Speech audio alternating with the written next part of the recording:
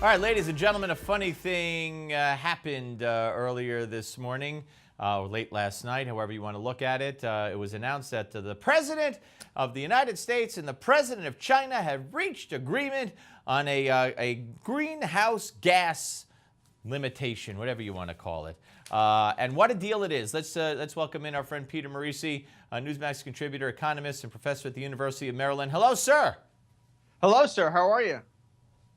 I'm good. So this is some agreement. I don't know how our president, I don't know why everybody mocks him and gives him such a hard time. I mean, what a deal where you have to further wreck your economy, stifle jobs, have your price of energy go soaring in your country immediately, and the other guy doesn't have to do anything for the next, 16 years.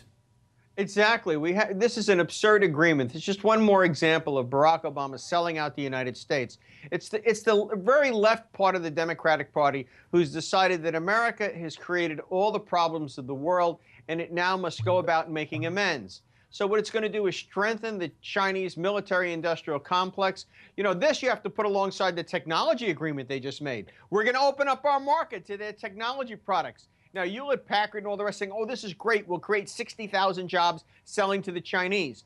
Remember when we were sold that bill of goods about the WTO accession agreement in the automobile industry? We're going to be able to sell cars in China. No, we're not. They're just going to come up with administrative rules to keep us from going there. We'll be required to produce there, and then they'll send all that stuff back here. It is just mind-boggling. I don't know if he could do this without Congress. Certainly he could do it through the EPA, as he's done it through the EPA already, right?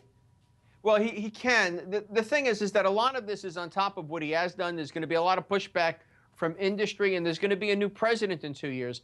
And a lot will depend on how a new president feels about America as an economic power.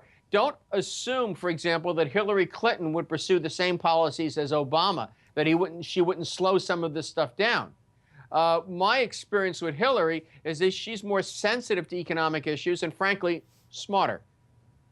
What we're starting to see here is really how limited his mind is. He basically has a checklist of granola ideas, and the world has to fit into those. It's kind of like he learned his economics at a food co-op. I like that. You know, hanging out with the guys in tie-dyed T-shirts and old gray beards, you know, those aging 60s intellectuals that hang around universities and never grow up.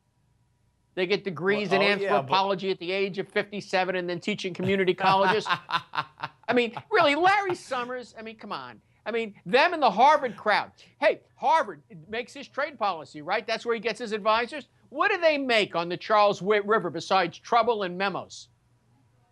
Well, let me ask you. Let's play fiction for a second here, and let's say the president. This isn't real. This is real. No.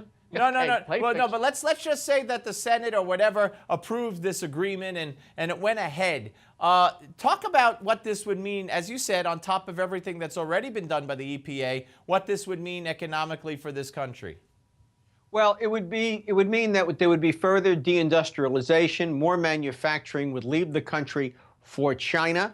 Put on top of that the technology agreement, that is yet more manufacturing that would leave the United States for China. The Senate has to approve the technology agreement. They don't have to approve this business about the EPA and CO2 emissions, because he's shown that he can do that unilaterally. The Supreme Court has given him the latitude to regulate under existing legislation CO2 emissions for the purposes of accomplishing some sort of global outcome.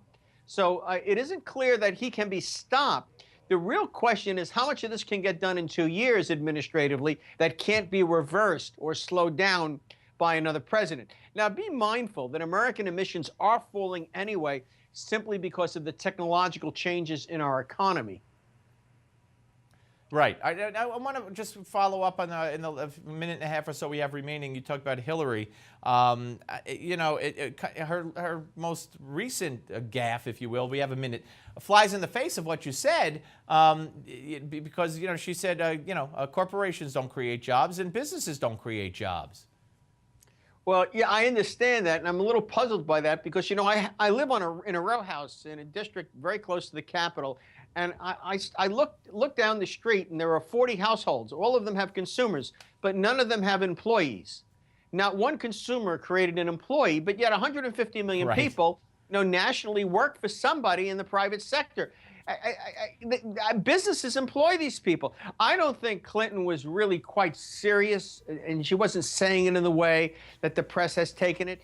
Far be it for me to be campaigning for Hillary Clinton or to be defending her.